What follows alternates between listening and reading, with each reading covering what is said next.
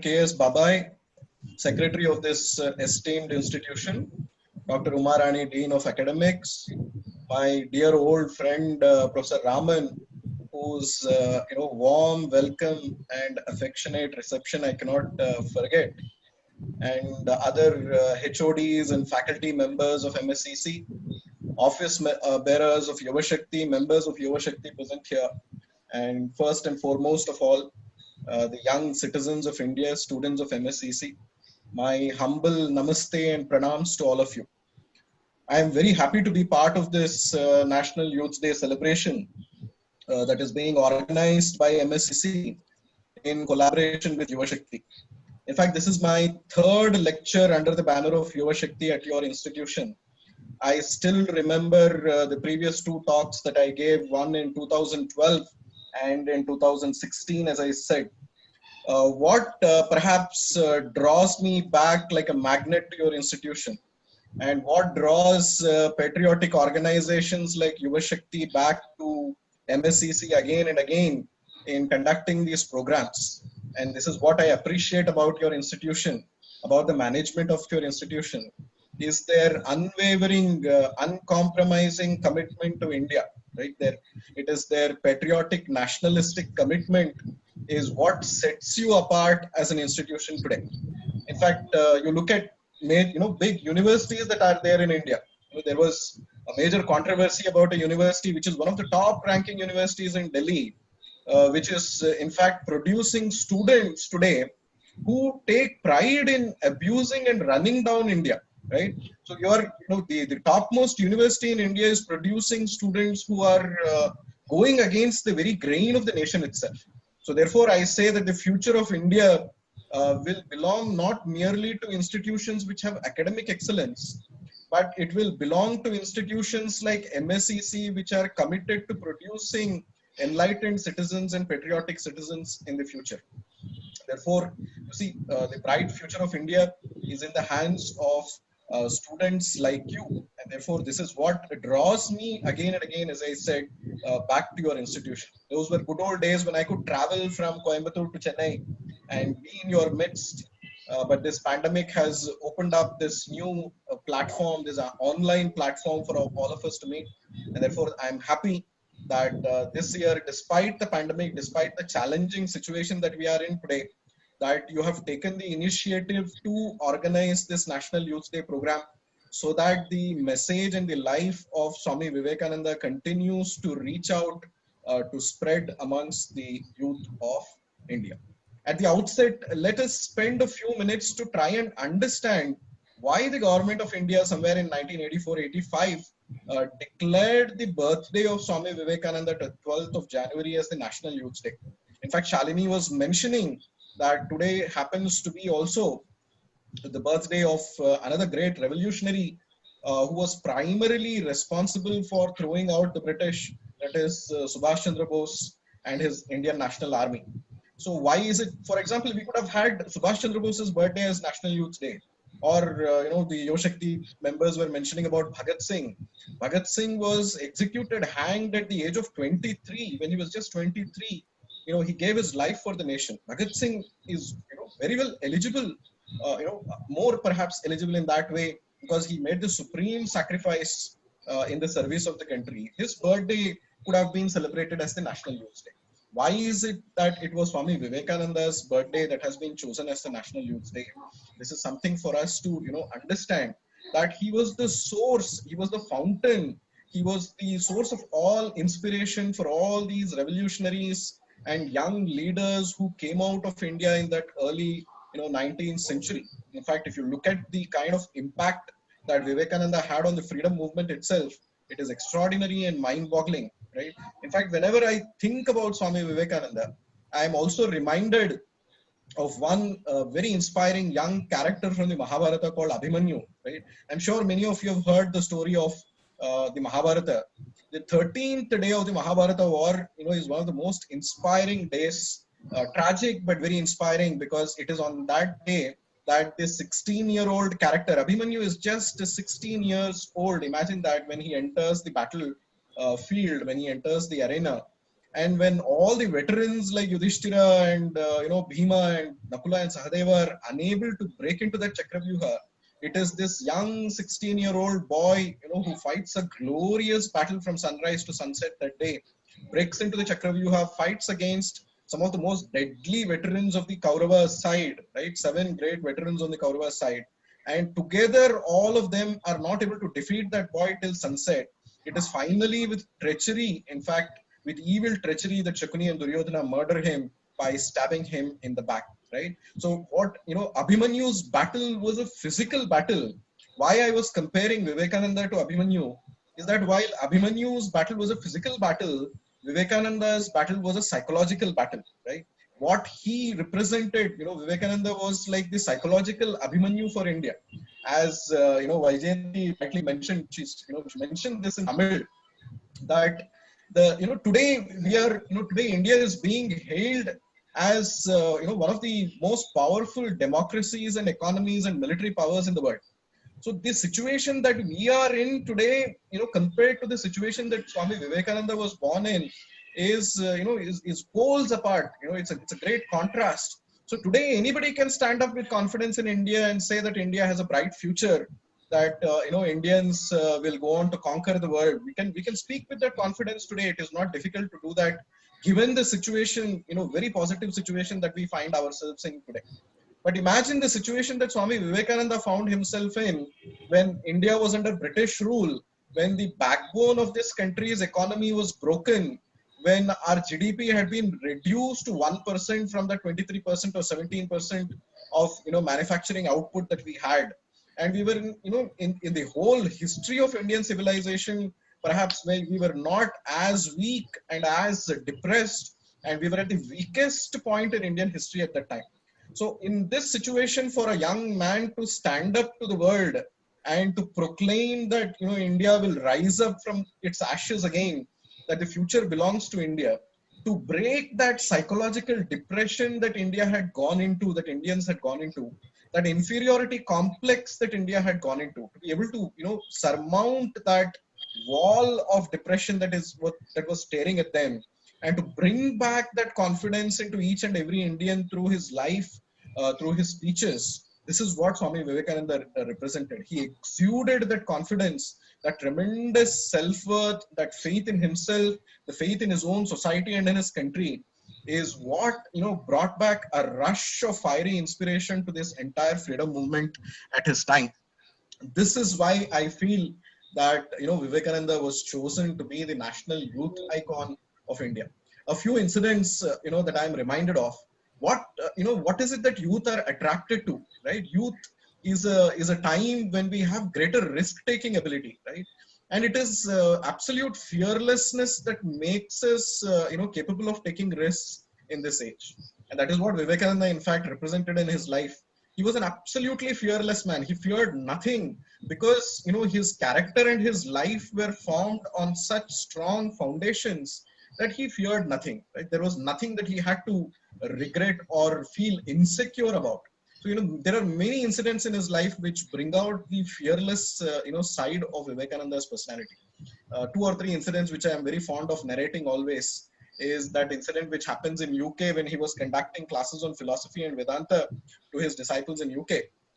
And usually in the evening after that session was over, he would take an evening stroll in the park nearby along with all his disciples.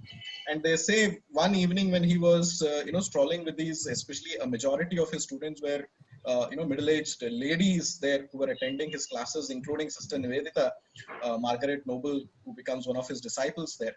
They say that there was an enraged bull that was roaming around in the park, and it charged towards this group of Vivekananda and his disciples who were walking in the park. So looking at this bull charging towards them, you see the group panicked, and many of these disciples of Swami Vivekananda were running helter and skelter, trying to save themselves from the charging bull. And it seems there was an old lady in that gathering who could not run away, meaning she was too weak to even walk fast, and she was trapped, and the bull was going straight towards her.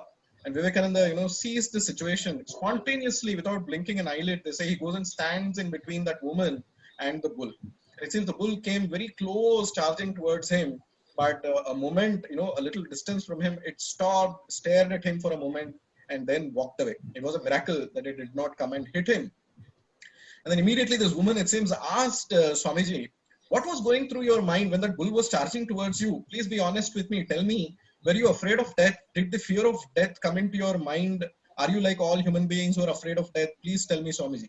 And it seems without winking an eyelid, Vivekananda replied spontaneously. He said, no, I did not have the time to worry about or be afraid of death because I was calculating the speed of the bull and to what distance I would be thrown off if it came and hit me.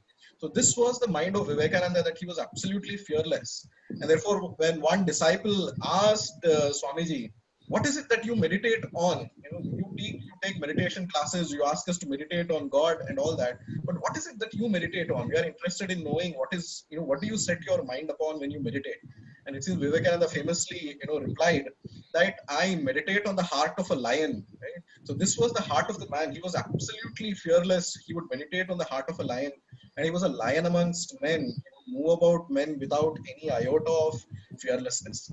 In fact, before he became famous, if you look at it as his own personal life, there was tremendous personal difficulties that he went through himself in his own family life. His father passes away. The whole responsibility of his family comes upon his shoulders. And despite all his skills and talents, he is not able to find a job.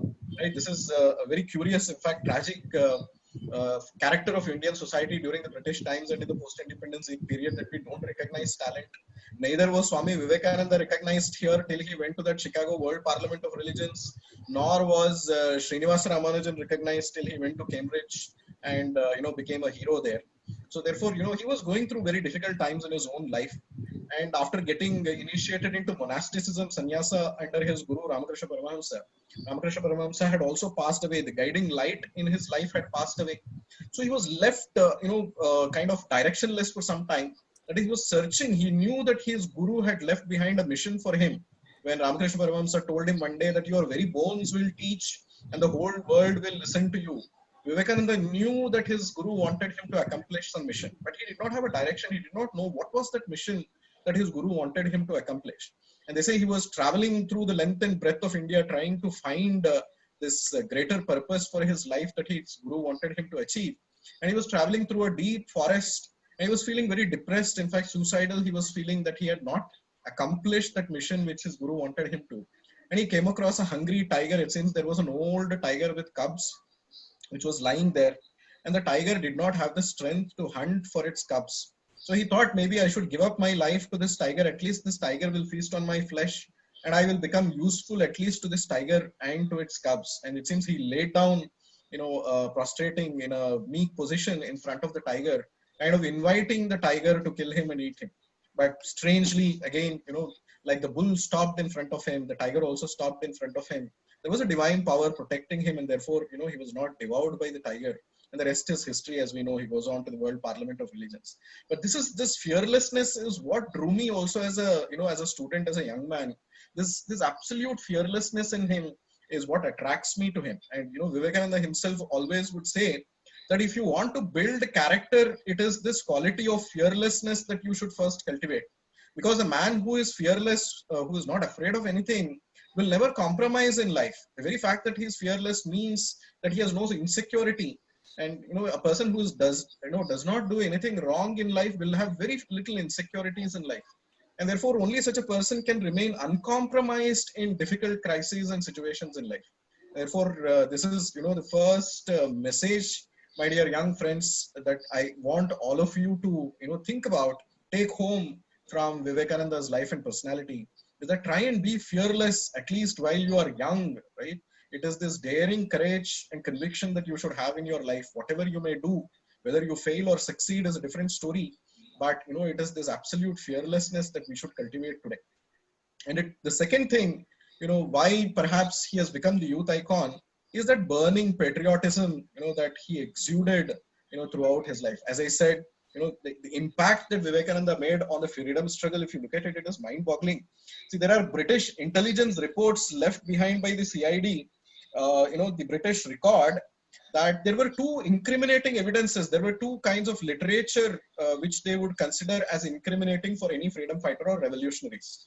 See, these revolutionaries were being trained by their seniors into fighting against the British, ideologically, intellectually being trained. And there were two important literature that they would use to train these young revolutionaries. One was the Bhagavad Gita, the second was the lectures of Swami Vivekananda, the lectures which he gave at the Chicago Parliament of Religions, or the lectures from Colombo to Almora as they are called, became the source material for the revolutionaries to train the young freedom fighters. And therefore, the British intelligence reports say that if any young revolutionary was found to be in possession of either the Bhagavad Gita or the lectures of Swami Vivekananda, it would be considered as incriminating evidence and he would be arrested.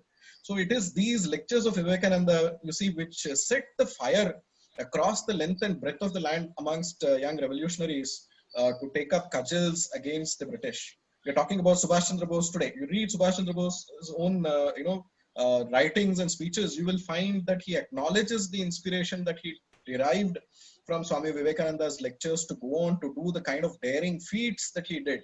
The way Subhash Chandra Bose disguised himself to escape arrest from the British in Kolkata, and he goes all the way to Afghanistan in disguise, goes to Germany, meets Hitler to seek his support to defeat the British, inspires that whole contingent of the Indian army which was fighting for the British against Hitler in Germany, and tries to bring that unit of the Indian army back into India to fight the British.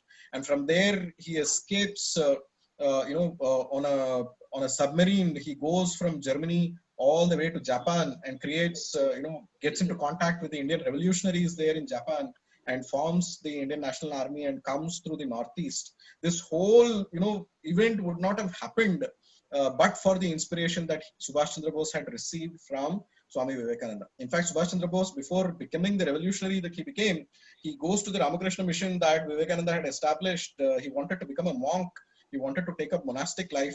And it was a brother disciple of Swami Vivekananda called Swami Shivananji, who was the then president of the Ramakrishna mission, who tells Subhash Chandra Bose that there is a different destiny waiting for you. You have a different, task, mission in front of you. Becoming a monk is not your destiny. And this is how, Subhash Chandra Bose enters into the freedom struggle. Or whether it was Tilak, for example. See, this is something extraordinary about Swami Vivekananda that you find. That one, you find that many leaders have come and gone. And usually after their passing away, their influence declines, right? This is what I call the time test, right? Time is called Mahakala in Sanskrit. It destroys everything in its path. Great empires have come and gone in the, sands of history. And there is a beautiful quote of Vivekananda himself where he says, where the Caesar ruled once, the spider weaves its web today. The great empires like Greece and Rome have collapsed in the sands of time. Nothing survives the test of time. And therefore, I say that if anything survives the test of time for a long period of time, then there has to be some strength in it. There has to be something of value in it.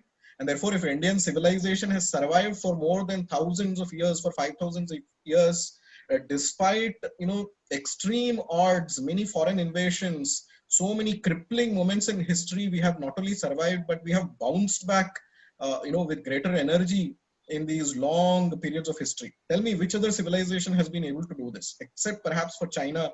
There is no other civilization which can come near us in terms of the sheer, ancestry and the hoary heritage that we have, that we can boast about, right? So this is, what I find in Vivekananda's life also, that the more the time passes, since his coming and going, born in 1863, he passed away in 1902 to 2020, 2021. Today, his influence seems to be growing and not diminishing today.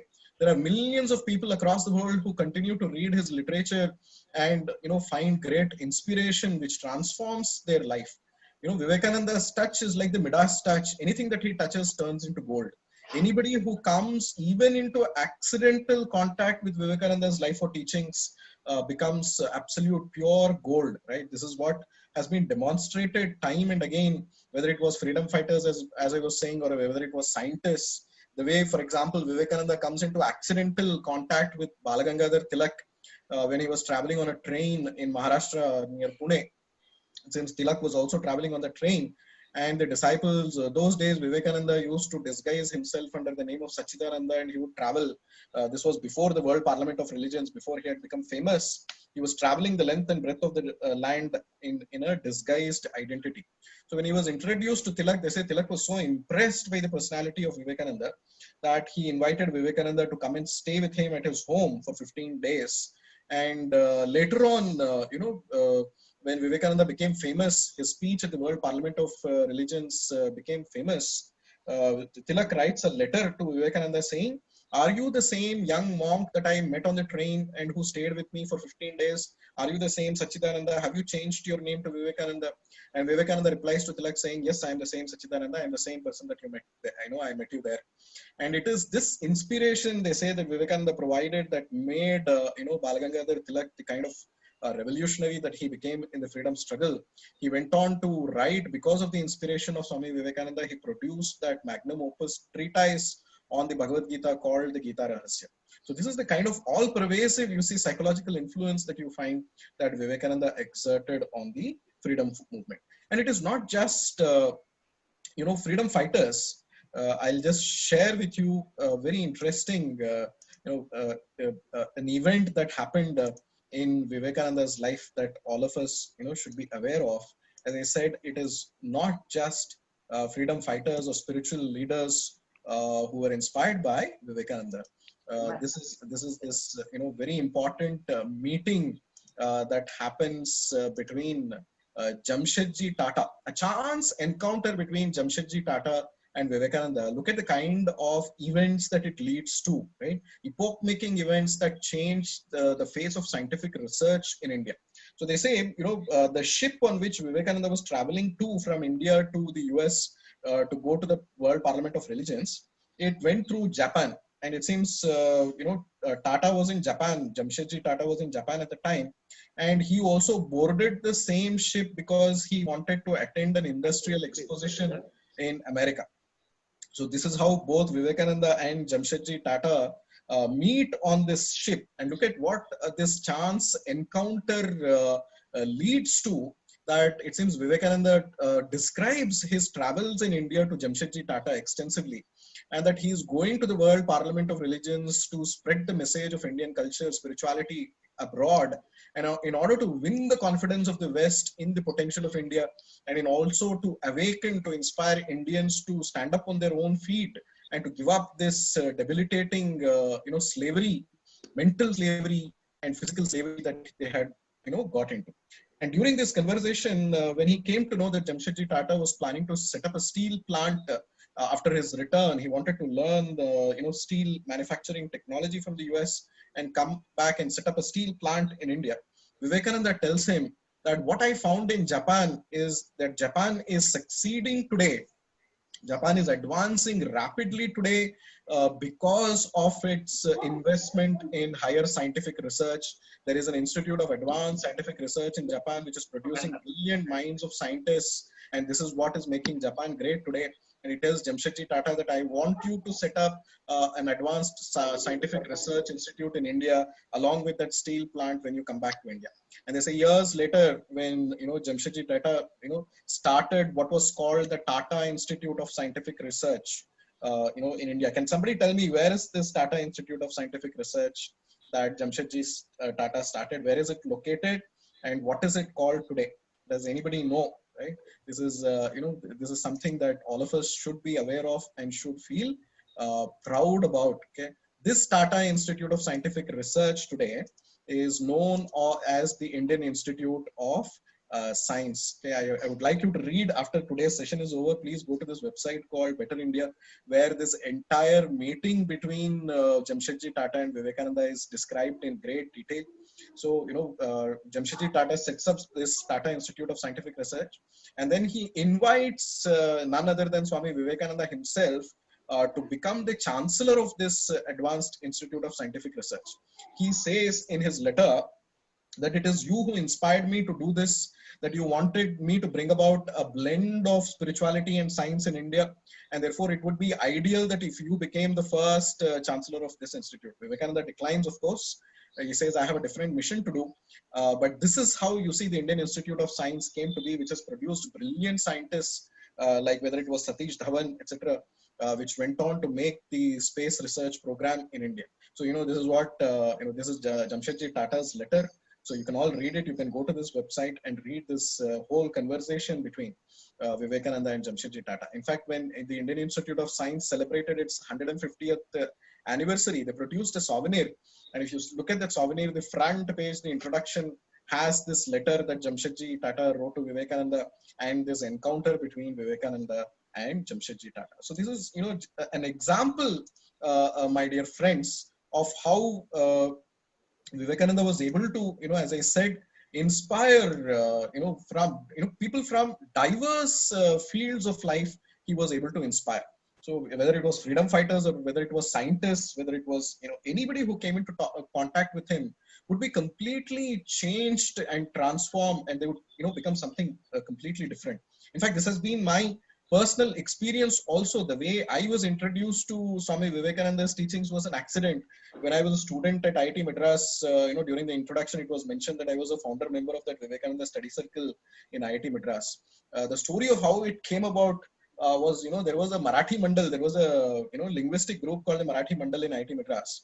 And every Ganesh Utsav, they would celebrate in a grand way. They would have elocution and essay writing competitions. And the prize, I participated in that elocution and essay writing competition. And one of the books that was given to me was a small booklet called Vivekananda, His Call to the Nation. It's still published by the Ramakrishna Mission even today, and it goes on to inspire many people. People who cannot read, let's say, the 9 complete works or all the lectures. They start with these small quotes, collections of quotes of Vivekananda. So this is how I accidentally came into contact with Vivekananda's literature.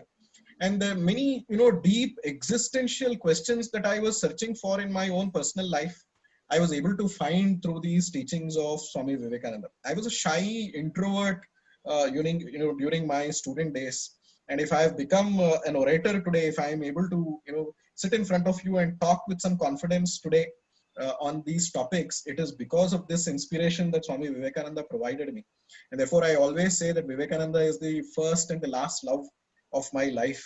That is the kind of transformation that he brought about, in my life. And he is capable of doing that, bringing that transformation in anybody's life. So this is why, we are celebrating, my dear friends, the National Youth Day in the name of Swami Vivekananda. In fact, addressing, imagine this scenario when Vivekananda came back from America and he was, being worshipped as a hero. From Colombo to Almora, he was being taken in processions, hailed for the kind of impact that he had made on the West through his speeches. And imagine this scenario, they say, when his ship landed on the shores of India, the first thing that Vivekananda did was he jumped out of the ship and prostrated. He fell flat, face flat on the shores of India. And he took the soil from the shores, put it over his head, poured it over his head. And he said, before I went to the West, I thought India was holy. West, this soil has become the holiest to me. It has become even more holier to me. This is the kind of adoration that Vivekananda had for India and the soil of India.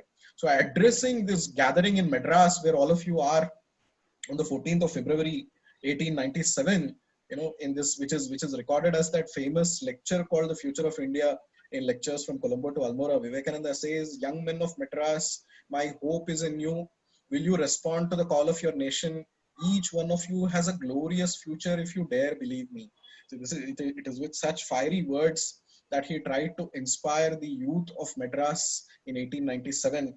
And I hope that the youth of Madras today will take that same inspiration in 2021. Read this one sentence of Vivekananda and keep it in your hearts for the rest of your life, that it is in the young men of Madras that Vivekananda had his faith in, that he had his hope in the young men of Madras. So my dear young friends of Madras, it is this great hope that we can have from Vivekananda's life. Carry this hope in your heart as you go on to become graduates in science and technology and engineering.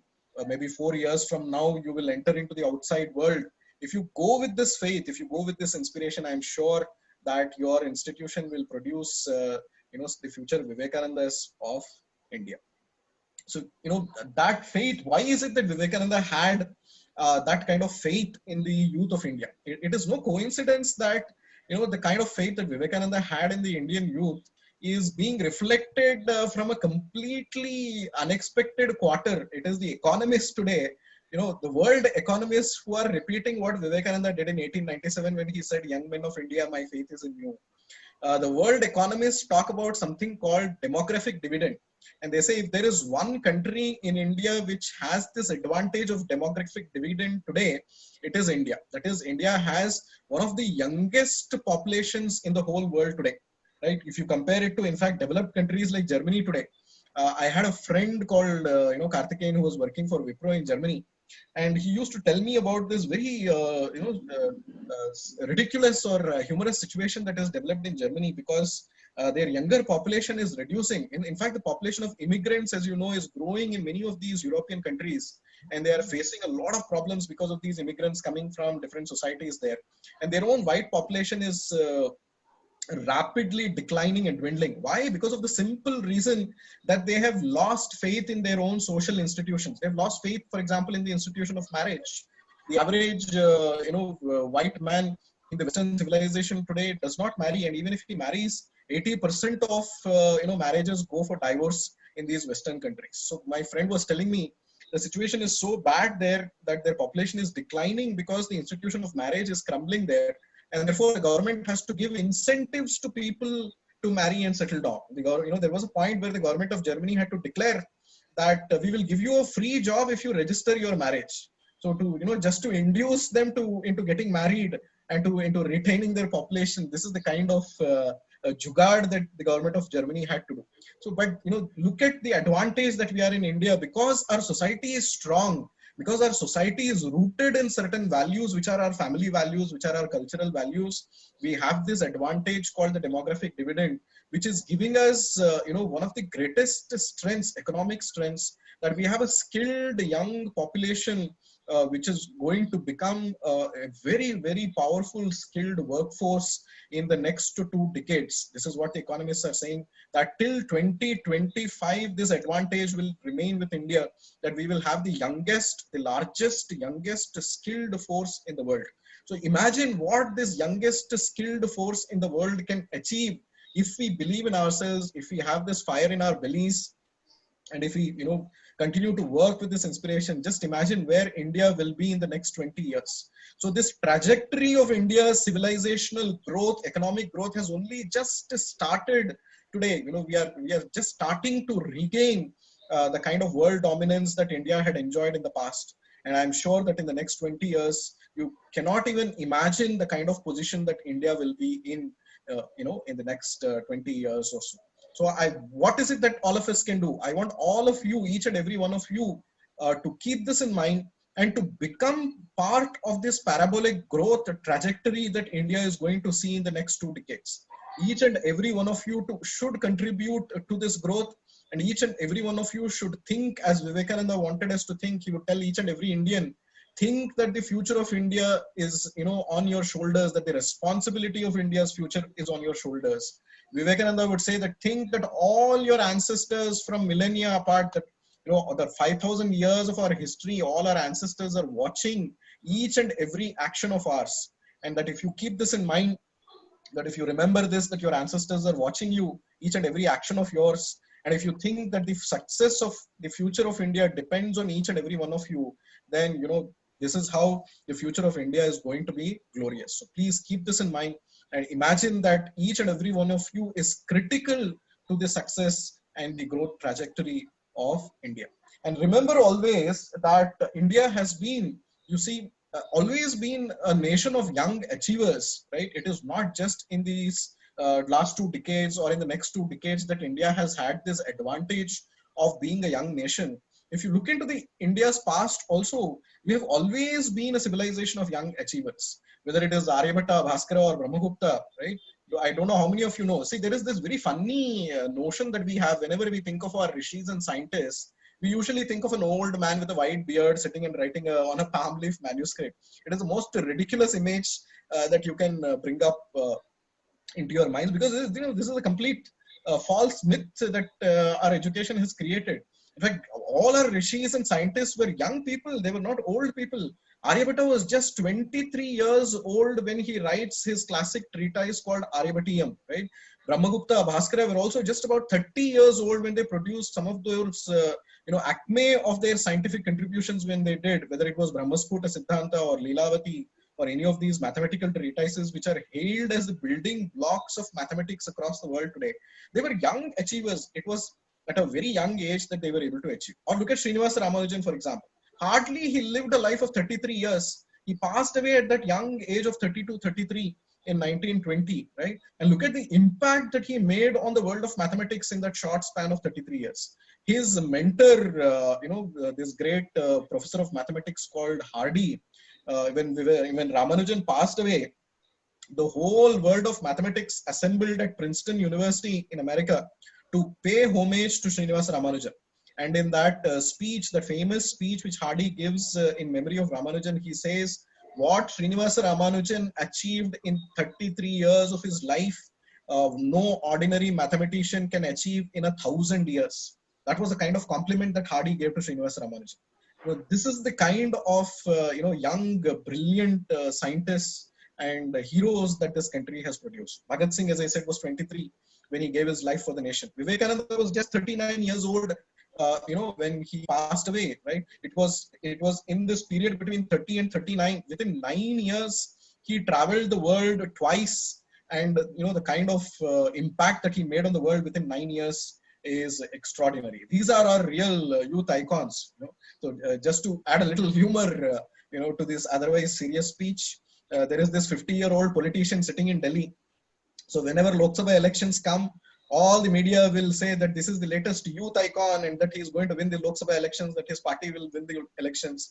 And every time for the last 20 years, in fact, if you look at whenever the Lok Sabha elections have come, so just before the Lok Sabha elections, this man will be projected as the latest youth icon of the country. And every time his party has been losing the elections, repeatedly his party has been losing the elections. And again, when the next elections will come, this man will still be hailed as the youth icon of India. Even though he is now 50 years old, he's still being hailed as the youth icon of India. These are the fake youth icons. Everybody in India wants to be young, wants to be the youth icon. But I am placing in front of you, through the life of Vivekananda and through the life of these great young achievers, these are the real youth icons that we should celebrate. So this page that I'm showing you on screen, I hope you are able to see the screen that I'm sharing. This is a page from Abdul Kalam's book called Ignited Minds, right? I would like all of you to read at least this one chapter, the third chapter of Abdul Kalam's book called Ignited Minds, and you will get ignited. Abdul Kalam was one of those people who was inspired by Swami Vivekananda also, and he had graced the Vivekananda study circle at IIT Madras when he was in Anna University in Chennai. He had visited our Vivekananda study circle and told us about what inspired him from Vivekananda, etc. So this passage is very, very important, right? I will leave it to you to read. I will not read the whole passage, but I'm just just wanted to show you that, as I said, Abdul Kalam says Aryabhatta was only 23 years old when he wrote Aryabhatiyam in 2 parts, right? He also says Srinivasa Ramanujan lived only for 33 years, 1887 to 1920. So this is what India is, my dear friends. We are a nation of young achievers, and don't think that just because you are young, you lack experience. Don't think of yourself as lesser than anybody else.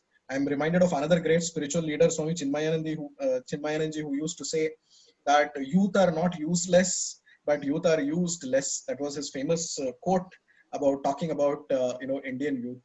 So this is how we should look at young people in India, that perhaps they lack experience, but what they have, the advantage that they have, is something that nobody else with experience can have, right? This as I said, this courage, this fearlessness, the risk-taking ability that a young man can have, nobody else can have. So let us look at one or two young achievers today who are going on to make some ripples and waves.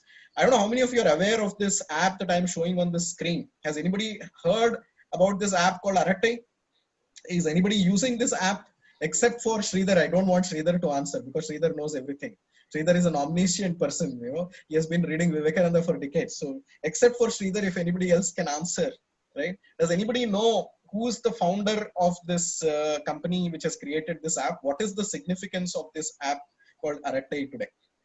Anybody is using, any of the students who are using this app? If not, please download this app. Go to Google Play Store today and download this app and please start using it, right? We are in a context today where social media is playing such an extensive influence on our personal life as well as on our social and political lives. You just saw what was happening in America during the elections, right?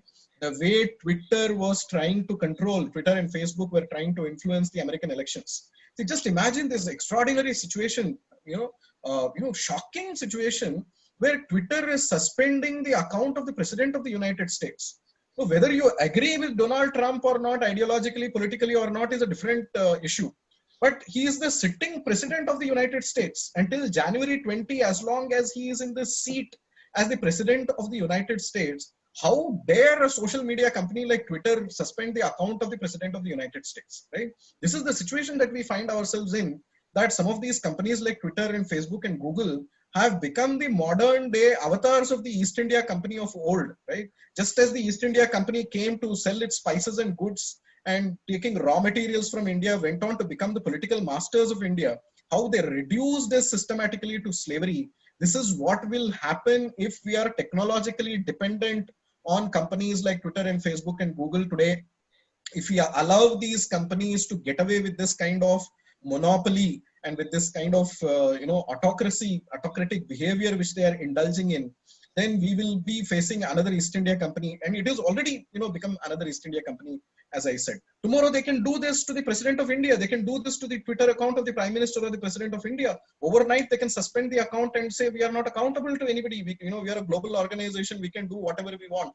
And therefore this is why you see Vivekananda used to say that dependence is the greatest sin. Dependence is the greatest weakness for an individual or a society or a nation. When we are dependent on foreign forces for our own needs, when we are unable to stand on our own feet when it comes to technology, right? It weakens us. So the question, because you're all engineers and many of you are software engineers, please ask yourself this question today. That today there are at least 2 million software professionals in the Silicon Valley in the US who are Indian software professionals. The whole backbone of the Silicon Valley in the US is because of these Indian software professionals there. To such an extent that if Trump or anybody tries to impose visa restrictions on Indian software professionals from coming into the US, the CEOs of all these software companies will go to the president and say, if you do this, the software industry in US will collapse. The whole software enterprise in US is dependent on these brilliant Indian minds who are, the backbone of these corporations there, whether it is animation, companies or other software companies. So given this fact, please try and think about this, question yourself. And this is what we should question, all these brilliant minds, that despite having these millions of brilliant young minds in the Silicon Valley, why don't we have a Google or a Facebook or a Twitter, an Indian software company icon, which can produce, let's say, products like these for our own needs? Why don't we have an operating system, for example, in Indian languages today? So many decades after Windows has come, we still don't have, let's say, an operating system that can function purely in Tamil, let's say, or in Kannada or in Hindi, right? How long are we going to wait to do this? When are we going to take the initiative to do this? So this is what Vivekananda would have wanted you to do as a student today of technology and engineering, my dear friends. Stand on your own feet and contribute something original, which can make not only you proud, but the whole of India will become proud through some of these innovations that you can bring about. So this Arate, as you know, belongs to the Zoho Corporation. There is this, young, who achieved young. This is a Chennai-based man called Sridhar Vembu who started this Zoho, which is making ripples and waves today. And this Arate is a social media app. It is a social networking app. It is a chatting app, which is giving competition to WhatsApp and to these companies today. You saw this controversy surrounding WhatsApp, right? That they are going to share all our personal data with Facebook. And therefore, overnight, millions of Indians are now searching for alternatives. They are shifting over to apps like Telegram or to Signal, etc. Again, Telegram and Signal are again foreign-based apps. And sooner or later, they will have the same problems that we are facing with WhatsApp today. And therefore, we have to take the initiative to create an Indian social media, social networking app. And if there is one app that can do it today, it is Sridhar Vembu's Zoho, and it is Sridhar Vembu's Aratai app, which can achieve this today. So my appeal to all of you is that, in fact, the platform that we are doing it today, this meeting today, Zoom, is again a Chinese platform. And we don't have an Indian alternative which is equally user-friendly, which is scalable today, on which we can shift, right? So why can't we do this? This is the challenge in front of us. And we should take inspiration from young men like Sridhar Vembu, who have achieved this, and we have to go on to create a revolution, in science and technology in India, and to create this kind of innovation so that India can stand on its own feet in these fields of technology.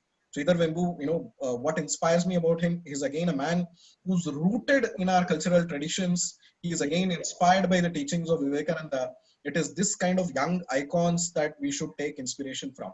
So after today's session, I would again like to, you to read this Forbes article.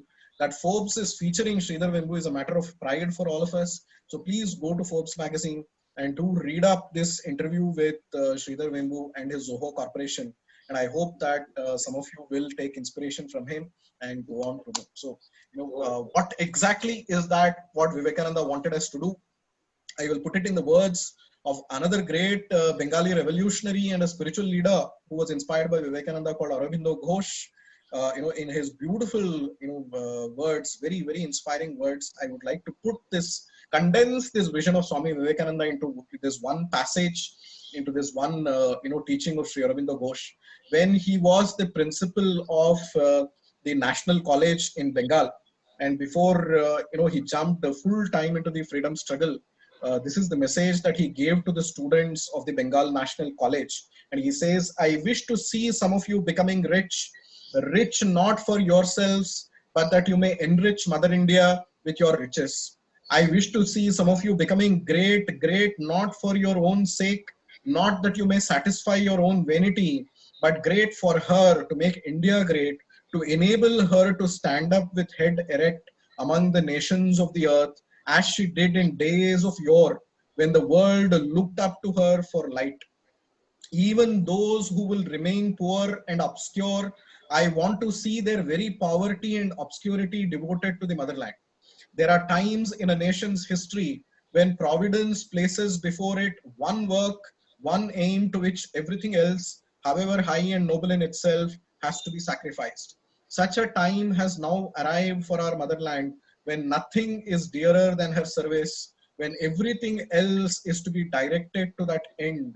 Work that she may prosper, suffer that she may rejoice, all is contained in that one single advice, right? So that last line alone, if you can memorize, my dear friends, when you wake up and when you sleep, if you can wake up with this message and sleep with this message, work that India may prosper, suffer that India may rejoice, all is contained in that one single advice. So Aurobindo reduces the whole life of Vivekananda. Vivekananda worked that India could prosper. Vivekananda suffered that so that the whole of India could rejoice. It is this message that I want you to take home today on, as we celebrate Subhash Chandra Bose's birthday and as we observe this National Youth Day. Right. So what are those qualities that Vivekananda wanted you to acquire? Recently, I was watching a web series on this, app called Sony Live, on this streaming series called Sony Live. It was about a man, a controversial character, in fact, called Harshad Mehta, who created one of the biggest scams in India's economic history, right? The stock market crashed.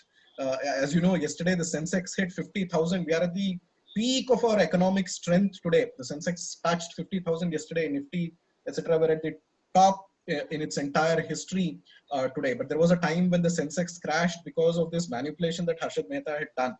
But there is one line in that serial which appealed to me, which should appeal to every young Indian. In Hindi he says, risk hai to ishq hai, right? That if only a person who is capable of taking risk will become successful in life, right? So only if you are able to take risks, if you can digest losses, if you can digest defeats in life, only it is such a person who can go on to become successful in life. A person who does not have the ability to take risk, who does not have the ability to digest risk, who cannot digest loss, for example, or defeat, for example, cannot go on to become successful in life.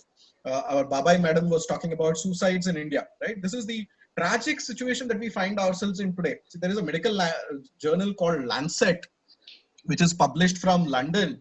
And it says that the largest number of suicides in the age group of 15 to 30 are in the whole world are happening in India today, right? It is young people who are committing suicide, and for the most frivolous reasons. Somebody, fails in his 10th class board exam, he commits suicide. Somebody fails his 12th class board exam, he commits suicide.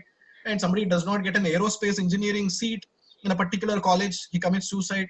I'm not faking it. I saw a student of a school where I was teaching here as a guest faculty, when he had passed his 12th standard, because he did not get an aerospace engineering, seat, he committed suicide. And I know of an MBA girl, in a place where I teach. I don't want to name the institution, but an MBA girl, a master of somebody who was supposed to become the master of business administration, she went and attended her first interview. And because she got rejected in that job interview, she went to the hostel and jumped from the terrace of the hostel and committed suicide. Right? Somebody who had to become a job creator. The very purpose of doing an MBA is that you become a job creator, that you create jobs for others, not that you commit suicide because you get rejected in a job interview. Right? This is the kind of courage that we want our youngsters to have. Please don't walk this path of inferiority complex and defeatism. Gain this confidence, this self-confidence, this self-worth, that you can be successful in life, in whatever field, in whatever domain that you choose. And be prepared for failures also in life, be prepared for setbacks also in life. Right? Look at Vivekananda. When in fact he went to America, to that World Parliament of Religions in Chicago, what did he have with him? Not even enough money to go there. In fact, they say when he landed in Chicago on the train in which he was traveling to Chicago, he was robbed of all his belongings. When he landed in Chicago on the platform, he was literally on the platform without anything. He had to sleep on the platform. He did not even have a penny. Everything was stolen. His suitcase, his clothes, everything was stolen from him. So imagine being in a foreign country like this, a young man going all the way from India to a foreign country. He finds himself without any contacts, without any friends, without any support, without any financial backup there. And one, kind lady, one American lady, white lady, comes to him and says, "Are you a delegate to that World Parliament of Religions? Please come and stay with me for a few days and I'll help you reach there." This is how, Vivekananda goes to that World Parliament of Religions and creates history there. It is this kind of courage that we should have, my dear friends. The kind of message, for example, that Steve Jobs gave to the graduates of Harvard University when he gave that famous lecture. He ended that famous graduation address with that line called "Stay hungry and stay foolish." Stay hungry in the sense that hunger produces that fire in your belly, that a young man should never have his stomach cool, that he should never have his stomach full. It is this fire in the belly that should keep driving you, motivating you to do more and more, to achieve more and more in your life. And Steve Jobs started his own journey like that, right? As a young entrepreneur, they did not have financial backup, or they did not have big degrees in their hands when they achieved, right? You see all these great corporations like Apple, Microsoft, and these things which have started in simple garages and backyards of these people, right? Facebook starts in the garage of that guy, Mark Zuckerberg, etc. This is how they started, and they went on to build big corporations. So this is what Steve Jobs told those graduates: stay hungry and stay foolish. Stay foolish in the sense that a young man is naive enough, inexperienced enough to take big risks. A man who has too many commitments, like family, a middle-aged man, or a senior person, will not be able to take those risks once he is tied down to family and all those commitments. It is in this age, when you are free, when you do not have too many things to pull you down, to constrain you, too many insecurities to bother about, that it is in this age that you should take greater risk and face greater insecurities. So this is what we should derive from the life of Vivekananda, that please take risk in your life, and have the ability to digest loss, have the ability to face defeat, and only then you will be able to become successful in life, right? You look at the lives of all, even people who have been economically successful, you will find that they will go through a grueling period of poverty and sometimes crisis before they go on to become successful. So that is what we should be prepared for, if we want to achieve something big in life.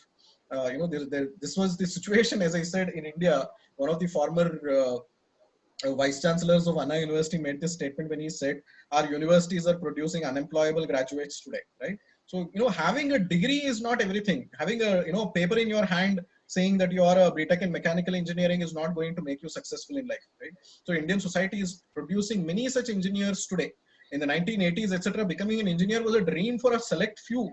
And today you have lakhs of engineering seats which are vacant across Tamil Nadu. In Tamil Nadu alone, there will be around 1 lakh engineering seats which are not getting filled up today, because you can have engineering colleges mushrooming across Tamil Nadu, but that is not the ideal in front of us, right? Having simply an engineering degree is not what you should aspire for. It is, this fire in your mind. It is this skill of innovation, of having an innovative mind, of thinking out of the box, of the ability to take risk is what I want you to have.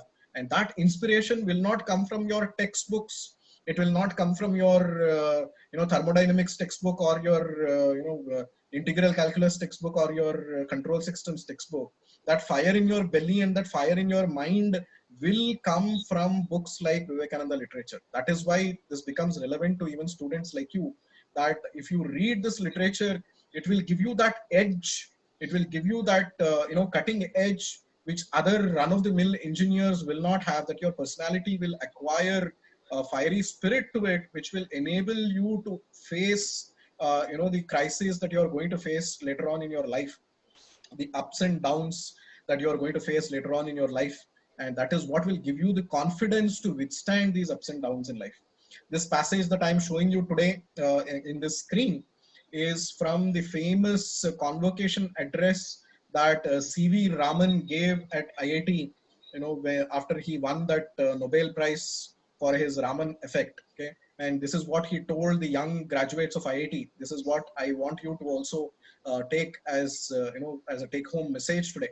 And he says, I have found that one of our evils is that for centuries we have been trodden under the feet of conquerors from abroad. I don't want to recite all their names. One of the things that has been bred in us, a very deep and ineradicable defect, is a kind of inferiority complex, which makes us think that we dare not question what has come to us from abroad. Whatever comes to us in a textbook must be right. Some great man has said something. We must bow to him in fear and trembling and never question him. This produces a mental inhibition. I do not suggest to you that you should become arrogant, contemptuous of all great men of the past. I am not suggesting that, but I think we should all learn that no one is infallible. This is the message that C.V. Raman wanted all Indians to acquire. He said that all Indians should learn is fearless independence of thinking. This is a quality which is essential, and the absence of which, if I may venture to say so with all deference, is what stands today in the path of Indian progress. As I said, you see, fearless independent thinkers are still not respected in India today. There was this scientist in Bark, for example, who challenged Stephen Hawking's on this theory of black holes and information. I don't know if you've read about that famous incident. This Indian scientist told Stephen Hawking that my understanding, Stephen Hawking used to say that information which gets sucked into a black hole becomes annihilated, gets destroyed forever. And the Indian scientist said that this is not possible, that information which goes into information can never be destroyed. Information is like entropy, it cannot be destroyed. It can only change form from one form to the other. And you know what happened? When he challenged Stephen Hawking publicly in a paper, in a letter that he had written to Stephen Hawking, all the other scientists at Bark boycotted him. They said, how dare you challenge Stephen Hawking? How can you challenge Stephen Hawking? He is he is the final word when it comes to theoretical physics and quantum physics. How can you challenge him? And they stopped talking to that scientist. They stopped inviting him to their scientific meetings. They refused to publish his papers. For nearly 5 years, 7 years, this kind of harassment and social ostracism went on against that scientist. And after that, Stephen Hawking acknowledged him. He accepted defeat in that debate, and he sent a bottle of wine and a bouquet to this Indian scientist, accepting his defeat, saying that your theory was right, that information cannot be destroyed, right? So this is the brilliance of our Indian scientists. And what is tragic is that our own people don't recognize this independence of thinking till Stephen Hawking acknowledged it and accepted it.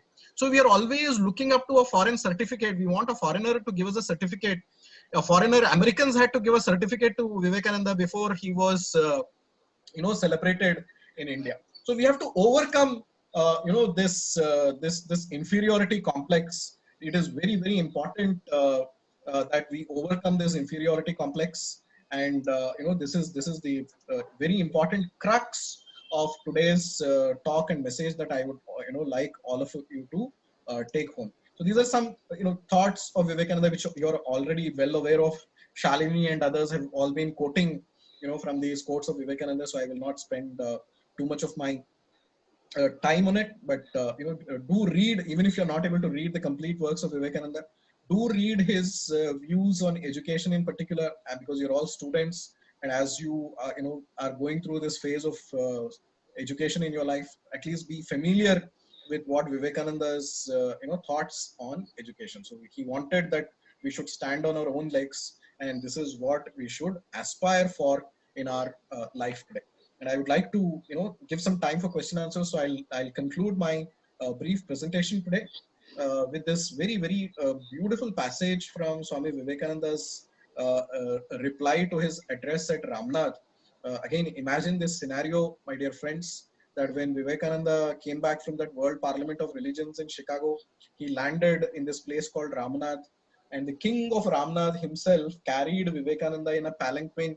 Vivekananda was seated in a palanquin. The king, the ministers of this royal, kingdom of this palace took Vivekananda in a procession, carrying him on their shoulders. That is the kind of, euphoria. That is the kind of, energy. That is the kind of confidence that rippled through India when, Vivekananda's World Parliament of Religion speech became famous, became, the kind of impact that it created, that it made India suddenly, stand up and look up to itself. This inferiority complex that Indians had acquired was suddenly shattered, and this confidence came to Indians that they can stand up on their own feet and they can fight against the British, become free, and go on to achieve what they wanted to achieve collectively as a civilization. So responding to this great welcome, glorious welcome, that was given to him at Ramnath, Vivekananda opens his speech. Whenever I read this passage, my hair stands on end. I get goosebumps. This is one of my most favorite passages from Vivekananda, and this is one passage that I would like all of you to memorize if possible. This is the vision that he had for India, and this is the vision that we should carry in our hearts as we celebrate this National Youth Day. The longest night seems to be passing away. The sorest trouble seems to be coming to an end at last. The seeming corpse appears to be awaking, and a voice is coming to us, away back where history and even tradition fails to peep into the gloom of the past, coming down from there, reflected as it were from peak to peak of the infinite Himalaya of knowledge and of love and of work, India, this motherland of ours, a voice is coming unto us, gentle, firm, and yet unmistakable in its utterances, and is gaining volume as days pass by, and behold, the sleeper is awakening. Like a breeze from the Himalayas, it is bringing life into the almost dead bones and muscles. The lethargy is passing away, and only the blind cannot see, or the perverted will not see, that she is awakening this motherland of ours from her deep, long sleep. None can desist her anymore. Never is she going to sleep anymore. No outward powers can hold her back anymore, for the infinite giant is rising to her feet. Right? This is, look at just the beauty of Vivekananda's soul. When you read this passage, you get this feeling that Vivekananda had merged into India's soul. He had become one with India, right? So he had so much merged into the collective consciousness of this civilization. Otherwise, how could such words come out of a person's mouth so deep and so beautiful that inspired a whole nation to stand up to its own self-confidence? When he swam in Kanyakumari, and meditated for 3 days, where he says that he saw the future of India in that vision, and this is what inspired him to go to that World Parliament of Religions, to inspire Indians to take their destiny into their own hands. So as we celebrate this National Youth Day, my dear young friends, let us take our own destiny into our own hands, and let us take our collective destiny also into our own hands, India's destiny into our own hands, so that our future will be bright, our own personal future will be bright, our collective future has to be bright, our institution's future has to be bright. Let us all work towards this glorious collective destiny that awaits us. Thank you for listening to me patiently, and namaste, and we will go on to the question answer session. Thank you, Sridhar. Thank you everyone of at MSEC who invited me for delivering this lecture.